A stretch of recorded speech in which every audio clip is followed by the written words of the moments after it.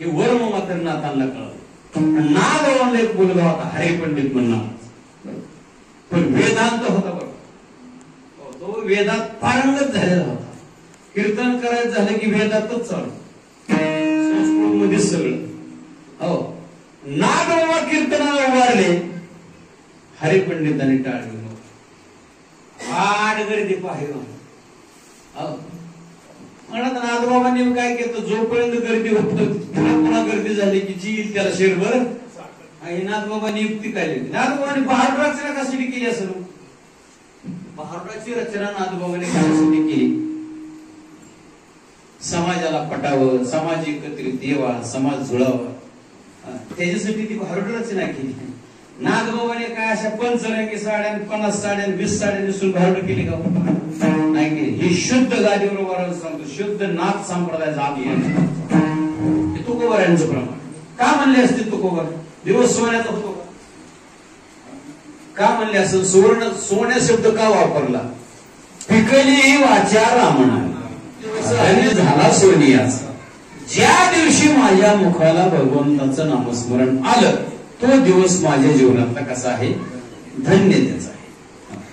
पण तुकोबारांचं दुसरे प्रमाण आहे, धन्य अजिदेन झाले संतांचे दर्शन. तो दिवस धन्य शब्दावर मी सांगितलं.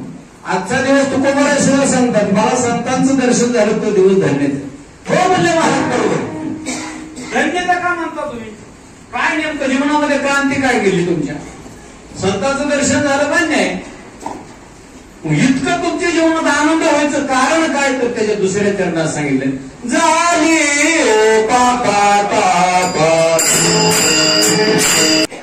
हो. मग संत दर्शनानं जीवनामध्ये झालेला लाभ काय? त्याच्यावर तुकोबाराने आपण माझा असणारा पाप नाहीसा झाला, पाप नाहीसा झाला, झाली पापा तापा आणि दैन्य तर महाराज उठावटी. सहज माणूस म्हणतो उठावटी गेला, तसं दैन्य उठावटी गेलं. झाले समाधान. ती जर असतं तर दुःख होत. झाले समाधान, पायी स्थिरावले मन. आणि त्या दिवसाला, त्या समयाला तुकोबाराने जीवनात दिवाळी वाटली. आपली दिवाळी केव्हा असते? कर्ज बाजार करून मटण बाजार, मग दिवाळी. तुकोबारा सांगतात, तुका म्हणे आले घरा ओची दिवाळी दसरा.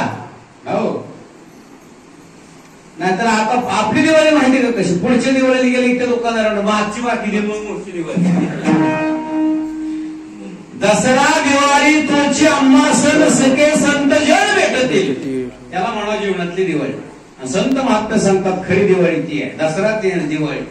म्हणून तुकोबाराने म्हणा पाप नाश झाला, ताप नाश झाला, दैन्य गेली उठावं. पण झालं कधी? संतांच्या दर्शनात.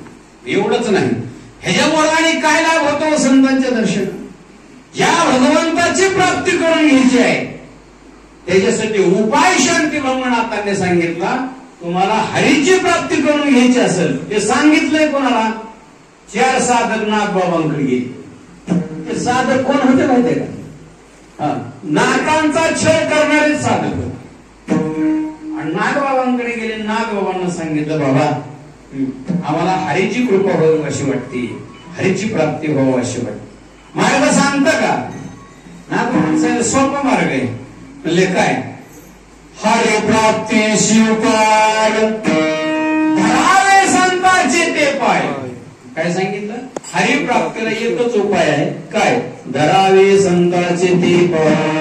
काय होईल? साधती प्रति भवानी संताविना प्राप्ती नाही, ऐशी वेद देती व एका जनार्दनी संत पूर्ण करीती.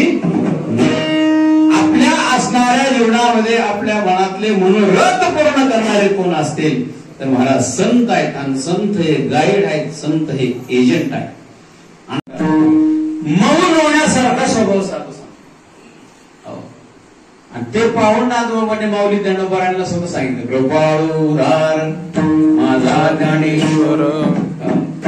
कृपाळू आहेत, सज्जन आहेत, उदार आहेत, म्हणून तया नमस्कार कितीतरी वर्णन सांगत. पण विषय असा झाला महाराज, नाद बाबांचे ज्यावेळेस कीर्तन चालू होते का कीर्तन अफाट समाज नाथांच्या कीर्तनाला येत पण नाथांना वर्म कळालं होतं. कोणतं वर्म कळालं होतं? जगाला पाहिजे काय, ह्याला काय दिल्यावर ह्यांना पचली पडेल हे वर्म मात्र नाथांना कळालं. नाद बाबांना एक मुलगा होता हरिपंडित म्हणणार, पण वेदांत होता बघ, वेदात पारंगत झालेला होता. कीर्तन करायचं झालं की वेदातच चालू, संस्कृत मध्ये सगळं. हो, नागबाबा कीर्तनाला उभारले, हरिपंडितांनी टाळली. आड गर्दी पाहिजे म्हणत नागबाबांनी काय केलं, जोपर्यंत गर्दी होत पुन्हा गर्दी झाली की जी येईल त्याला शेरभर.